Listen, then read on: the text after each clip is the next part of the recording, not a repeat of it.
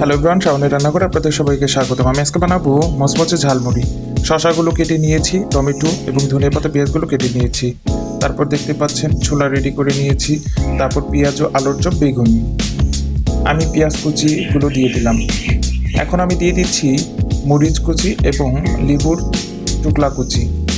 তারপর দিয়ে দিচ্ছি ধনিয়া পাতা, তারপর দিয়ে দিচ্ছি শসা, তারপর দিয়ে দিচ্ছি টমেটো কুচি। এখন আমি মাখিয়ে নেব। মাখিয়ে নিয়ে তারপর দিয়ে দিলাম টমেটো সস, একটা ম্যাগি মশলা, স্বাদ মতো লবণও দিয়ে দিয়েছি। এখন আমি দিয়ে দিচ্ছি টেস্টিং সল্ট, সামান্য পরিমাণ টেস্টিং সল্ট দিয়েছি।